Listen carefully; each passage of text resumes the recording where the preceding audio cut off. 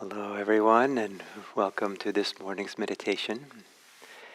And for this week and last week, I'm somewhat connecting the meditation to be relevant for the Dharma talk I give afterwards, the 15-minute talk on these 10 reflections. And so today the reflection will be on community. And I had associated community with love as being the corollary that could go along. But as I prepared to sit down to lead this meditation, I couldn't quite get myself to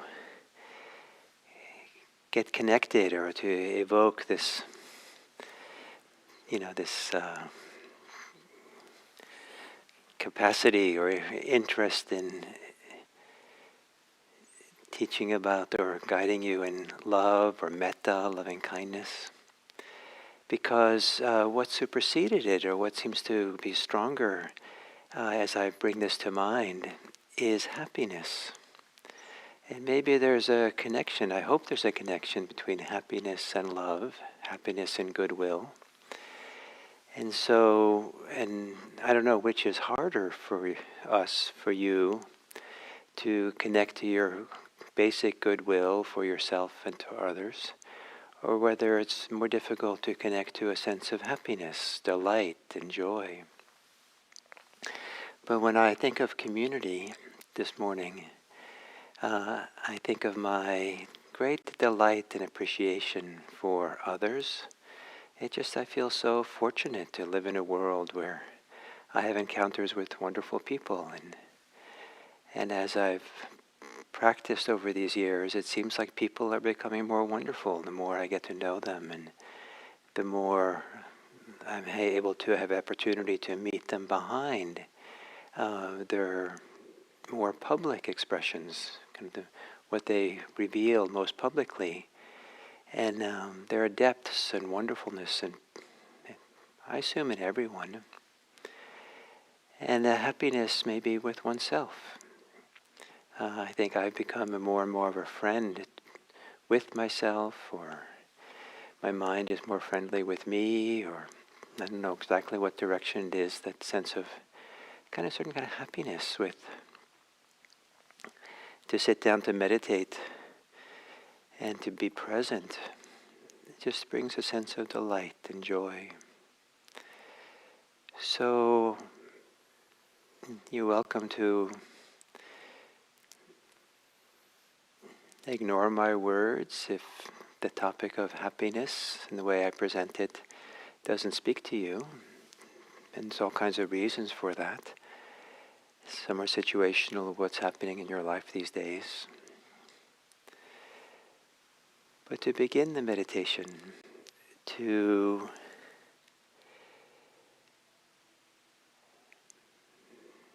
assume a meditation posture that you enjoy, that's nice for you.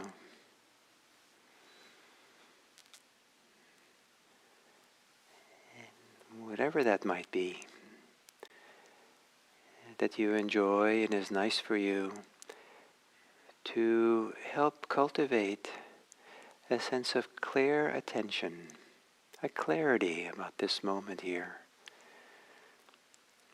If we're too relaxed in our posture, it can be wonderful, but it might not bring the same kind of joyful vitality of something where we're not completely relaxed as much as we can, but we're also not tense.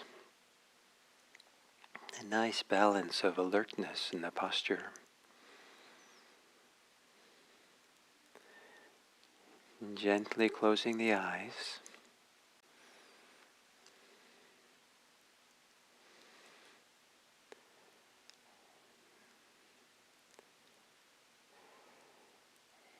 And below or behind the ordinary flow of your thinking, the ordinary preoccupations and perspectives that are active for you, behind it, more deeply to it,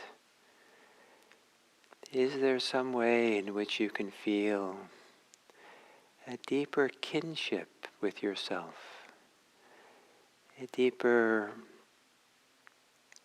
positive regard, appreciation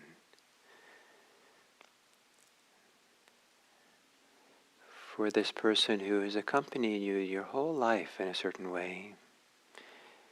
You yourself, through ups and downs and struggles and difficulties.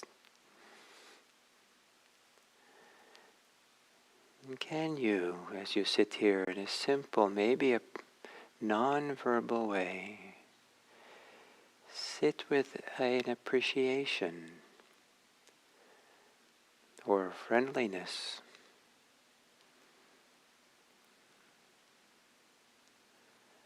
or a valuing of this person who is yourself? And that meditation is not meant to be punishment or meant to be demanding of yourself things which you are not. But meditation beginning by an appreciation, an allowance of yourself to be as you are.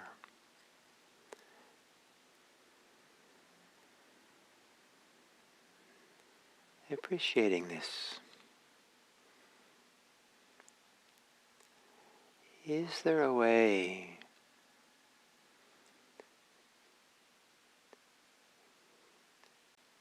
to feel some happiness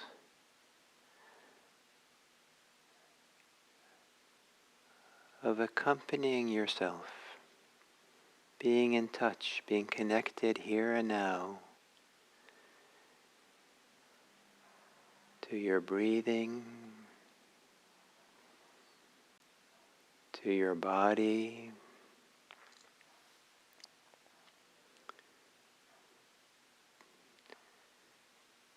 to not only your emotions right now, but for your capacity to feel and have emotions,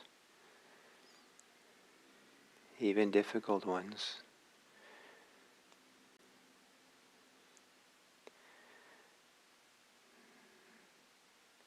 And for your mind, your thoughts.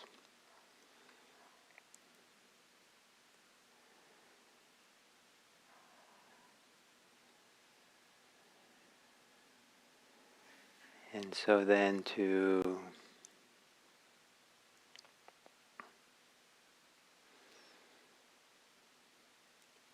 in the midst of yourself,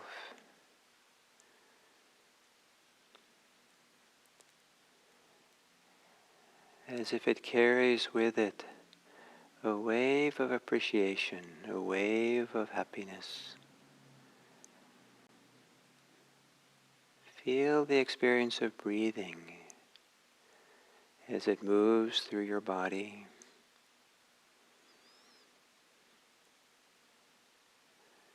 Breathing with a light touch,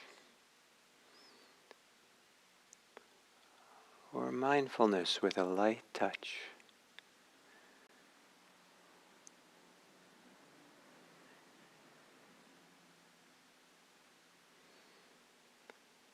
Maybe with a small half smile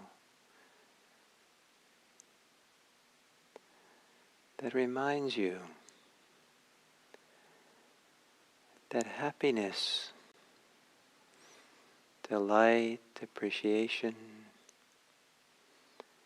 is allowed as you meditate.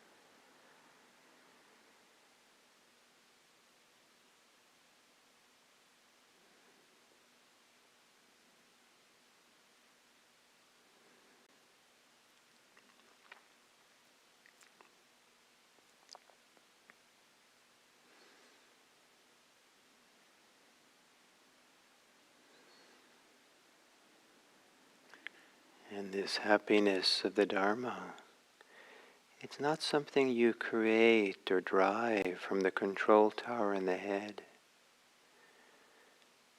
but rather it's like a refreshing pool that you gently lean back into to relax and to feel.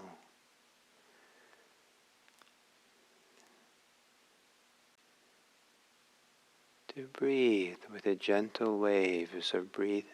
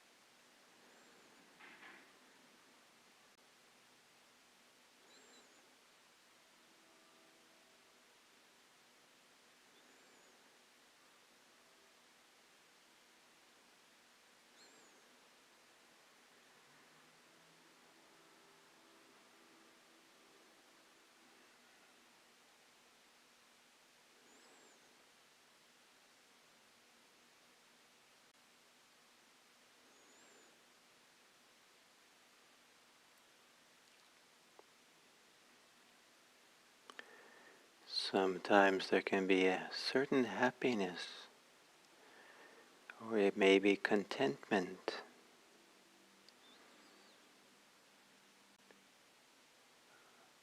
from the opportunity to practice meditation, even when it's difficult. It's a phenomenally worthwhile and valuable thing to do. In the big picture of things, maybe better than the alternatives.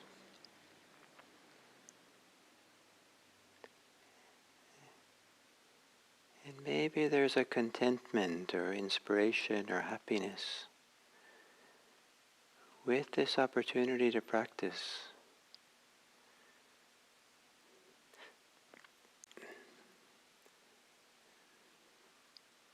that guides you into the present moment, here, now.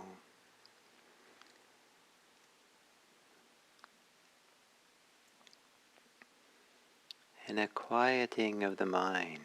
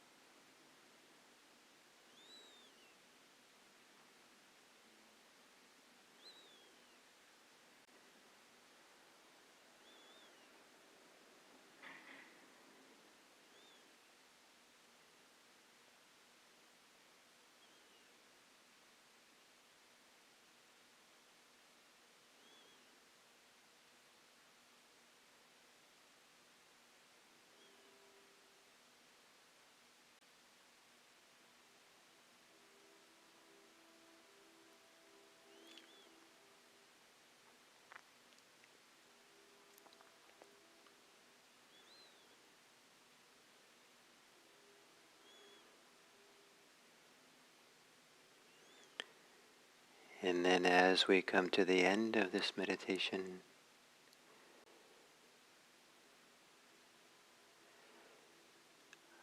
are there people in your life that you're glad you know? Are there people in your life that bring you a sense of delight and joy?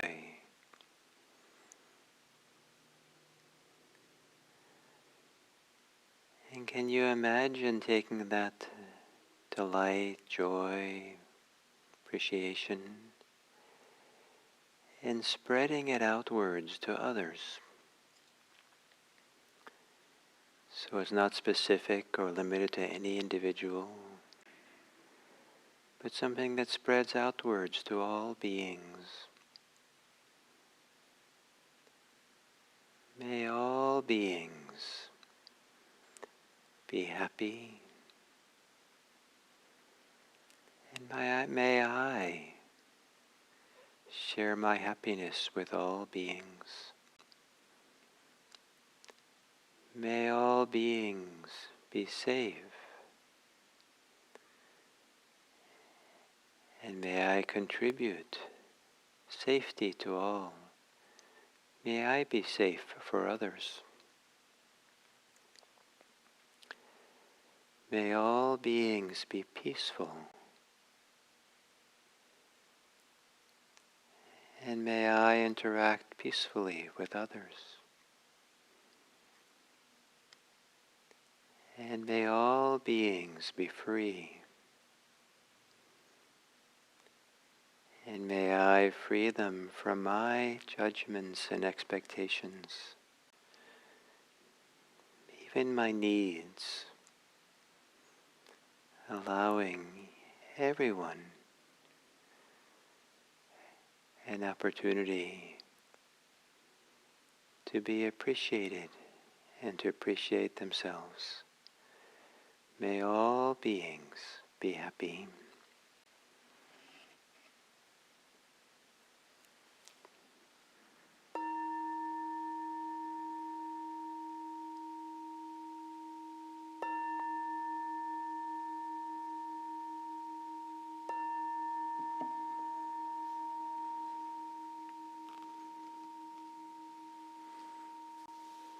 Thank you.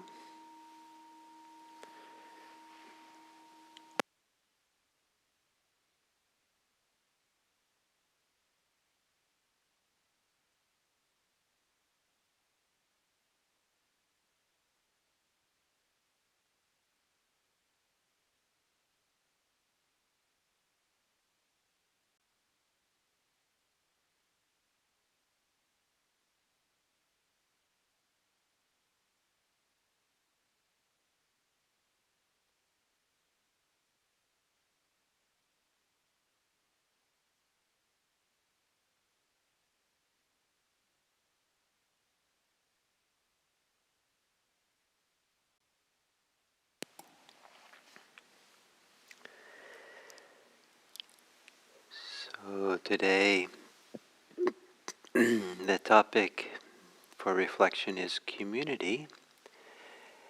And to restate what I've said before, that these 10 reflections that we're exploring this week and last week, were inspired by orientations that people like hospital chaplains, spiritual caregivers, who offer interfaith care, meaning that they're not proselytizing, but they're trying to understand the people they're with and how they're suffering, where their challenges are. And that these 10 areas are places where maybe fundamental needs that many people have. And so chaplains will listen for where is it that something is broken or ruptured or challenged for people. And one of those places is community. And the community that a person has felt part of, there's a strain, there's something that's broken, there's a rip in the community. And it can be very difficult. And sometimes people who are chaplains will meet with people who are dying. And sometimes the final thing that they want to do is to repair their relationship to others, or to their community, or to their family, or to a friendship. And I was surprised many years ago to go be with someone on their deathbed. And, I knew that their death was going to be any hour. And I went to visit, and the person was still alive enough and clear enough that the person asked me to be involved in marital counseling. In my kind of maybe naivete, was surprised that in such a crucial moment, the last hours of a person's life, that's what they wanted to do. But I shouldn't have been so surprised that often the community connections, relationships are so important for people that repairing them helps us feel complete, or feels like there's no loose ends, or apologies have been made, or repair has been done. So community begins with with gestating in our mother's belly, where everything of who we are is really connected and involved with a single person. And then we're born, and the community is usually fairly small, and often immediate family. And often children are very primarily bonded to their parents, to their siblings, to a small group of people. And then as we grow up, the sense of community can expand to become the neighbors, to become the friends in the neighborhood, to become an expanded network maybe of cousins, or it can be an expanded network of uncles and aunts, can expand outward into our schoolmates, to and so it expands and expands to be, at some point, it's maybe the town, that we have a sense of community with the town that we're in. And we don't realize it so much until we've moved away and we meet someone from our town, and we feel and how delightful it is to have so much in common, culturally and experientially. And that as this process of growing up expands, then the sense of, or develops, sense of community can become larger and larger. And sometimes the community can include people that we don't know, and or don't know yet, that we have enough in common, enough appreciation, much value, that we feel like we have a connection to them. And we meet them, we feel that connection, that we have something in common. And someone who went to our same high school, who we didn't even know, but when we meet them, we feel kind of a sense of connection. Sometimes I've been in communities, like monasteries, where I felt it was more like a village, and I didn't have deep friendships with everyone in the monastery, but everyone I felt like was part of my village, and so there was a kind of a benefit of the doubt, or appreciation, or valuing, or a willingness to kind of hold them in a wide open heart, with acceptance, that from living the shared life together. So exactly what community is maybe not so easy to define. It's a different thing for different people, and that the need we have for community varies from person to person. But it is a fundamental need for a human being. We don't even develop as a human being without the mirroring, the relationships we have with others, like our parents. And for me, the representation for that is language. That we only learn language in community, in connection to others. If we decided that enough of this kind of communal language, we're going to now start speaking our own language and no one else knows, then the very function of language, to be able to communicate between people, disappears. And we learn much more than just language from other people. We learn gestures and other forms, nonverbal forms of communication, and values, and the ways of relating, and and customs, and a lot of things comes together that adds up to what we're familiar with, what we enjoy, what we like, what we feel at home in. And so community is a place where many people, a close community, the kind of community that really has a lot of value for people, often involves a sense of belonging, that now we belong.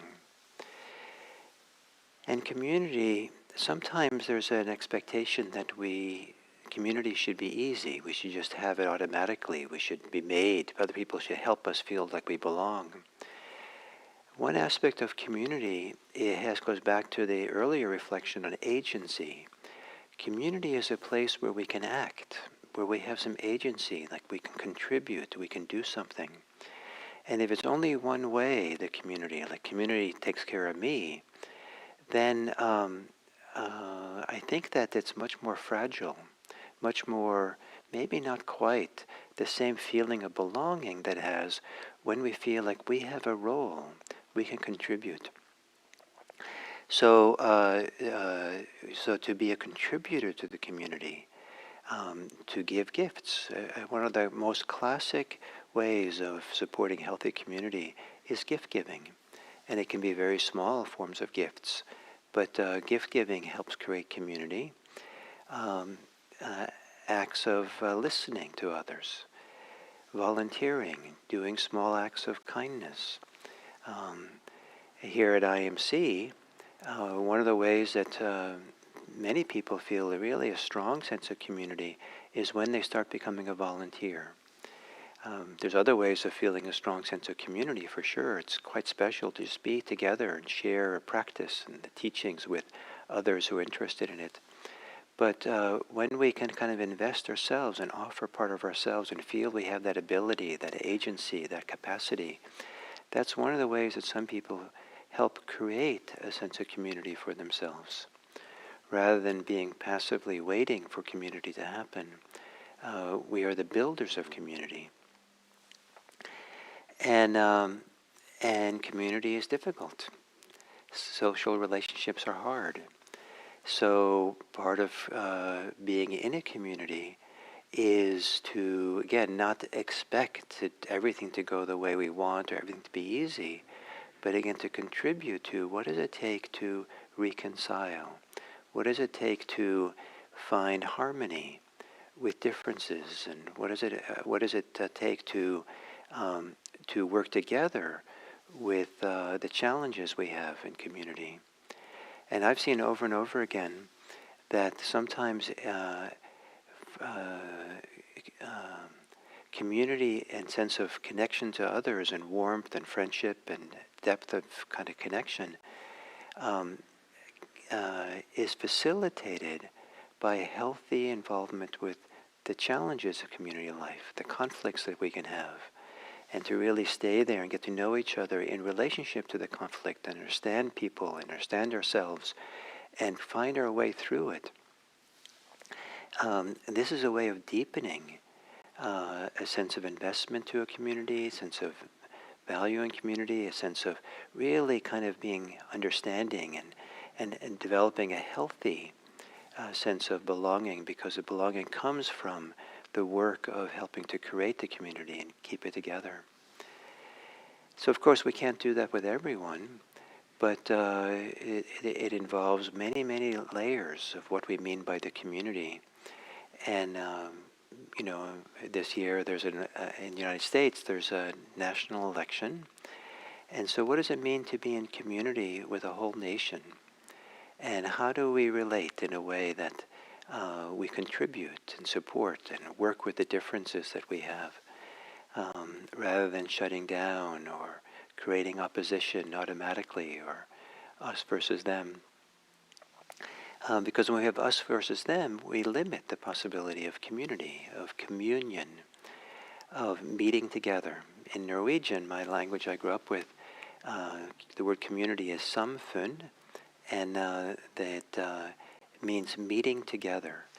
And so where do we meet others together? Where is there a meeting, a mutual care, mutual support? And how do we contribute to that care, contribute to that support? So um, one of the, for some people, one of the most fundamental needs, and maybe even spiritual needs, is a sense of community, and the sense of having belonging, a sense of having um, things in common, a sense of having a place where we can act and make a difference, a place where um, we are willing to be in conflict and find a way. It's not uncommon to point out that sometimes the people we have the most difficulty with is the people we have most in common with. Somehow our differences and stand out and highlight, and in such a way that small differences loom really big, and sometimes there's, great wars between people for, very slight differences that from people from far away, they can't believe that that's what they're fighting about. And uh, so rather than fighting, I kind of, one of my definitions for a healthy community is a community in which um, uh, the community I want to be in, if I'm going to be involved in conflict. And if there's going to be a conflict, I want to be connected to these people, because these people, I feel like we can find a way, no matter how difficult the personal and social challenges are, that these are the people for whom I would like to kind of help for us to find a way and have the honesty, have dedication, work at it. And that doesn't mean for me that it's always the other people want to work things out. But I have this desire that, this is the people I want to be in conflict with, if I'm going to be in conflict. I hope I don't have to be. So that way, conflict doesn't rupture the community. That actually it's part of the work of strengthening it, developing it, making it grow. So, so for you, if you're interested now, you might spend this next 24 hours reflecting on what community has meant for you. What are the challenges? What are the ruptures? What are the healings? What are the benefits that have lived for you in your life? And how has the sense of community, your sense of community, expanded as you've gotten older? Has it expanded, or has it gotten smaller and smaller? I believe, and maybe it's just my belief, that as people develop spiritually, the sense of community, how we hold people in our heart as our community, as our fellow humans, expands wider and wider and wider, until we have a certain kind of sense that everyone is part of our community. We include everyone, no divisions. And so how does that work for you? Has community for you become narrower? Has it become bigger? In what ways have you discovered a greater sense of community and greater sense of receptivity to everyone being part of your community? Is community something that you create by the quality of your heart? Or is it something you're expecting that others create for you, provide you? I think that the former, the ways in which we contribute to a sense of community, we see and feel a sense of community with others, communion with others. This is a characteristic of spiritually mature people. And so what do you think of that? So I hope that this very important topic of community, as few words, has given you something to think about and reflect on. And I hope as you do it, that you appreciate there are many ways of being a community, some of them very unique to individuals. So not to have someone else's idea of how it should be for you, but really reflect deeply how it is for you. And maybe you'll have an opportunity to talk to others about it and be mirrored and hear others and explore this really important topic, community. So thank you for this community that we have, and my sense of connection with all of you, and how it creates a sense for me of community with a wide world out there, far beyond Redwood City. It brings me great delight. Thank you.